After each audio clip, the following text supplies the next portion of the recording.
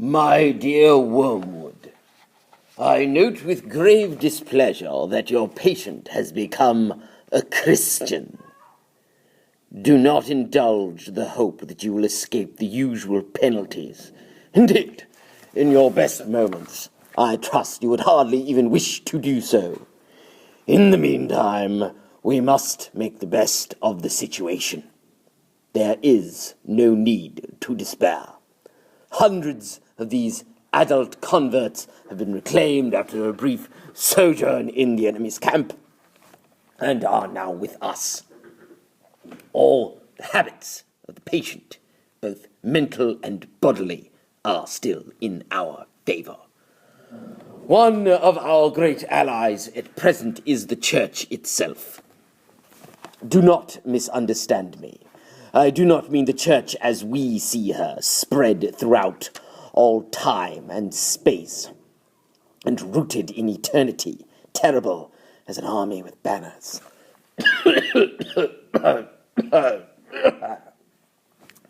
That, I confess, is a spectacle which makes our boldest tempters uneasy. But, fortunately, it is quite invisible to these humans. All your patient sees is the half-finished, sham Gothic erection on the new building estate.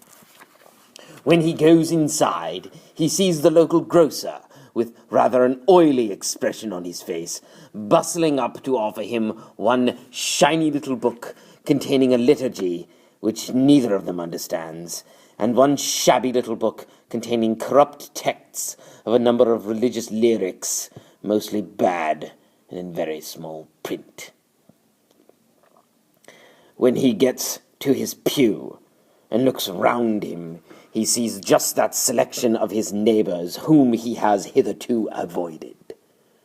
You want to lean pretty heavily on those neighbors. Make his mind flit to and fro between an expression like the body of Christ and the actual faces in the next pew.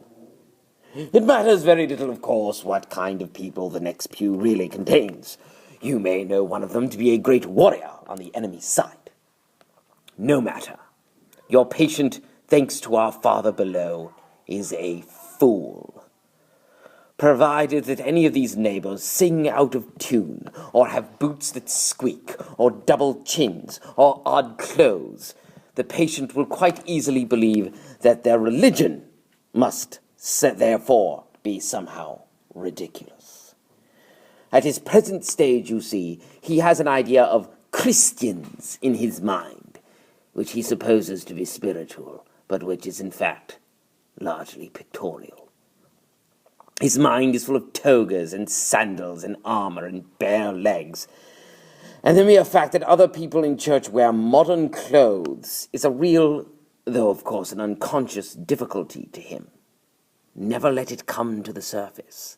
Never let him ask what he expected them to look like.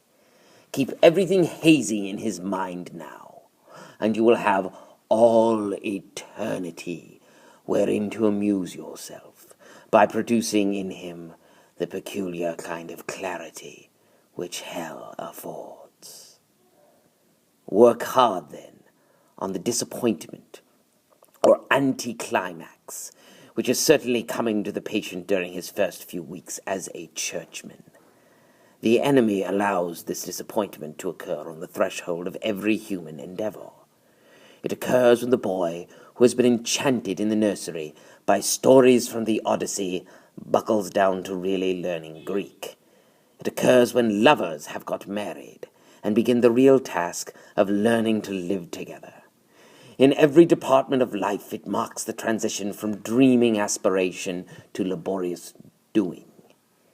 The enemy takes this risk because he has a curious fantasy of making these disgusting little human vermin into what he calls his free lovers and servants. His sons is the word he uses, with his inveterate love of degrading the whole spiritual world by unnatural liaisons with the two-legged animals.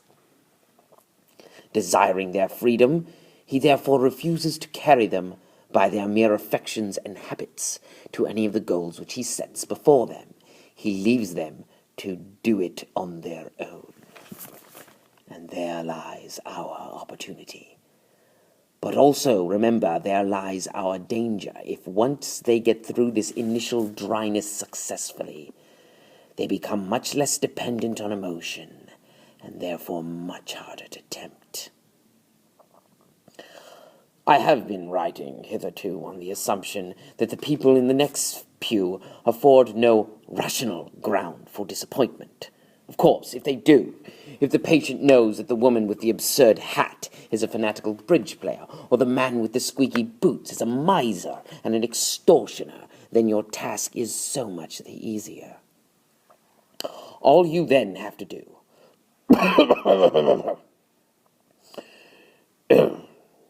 all you then have to do is keep out of his mind the question, if I, being what I am, can consider that I am in some sense a Christian, why should the different vices of those people in the next pew prove that their religion is mere hypocrisy and convention?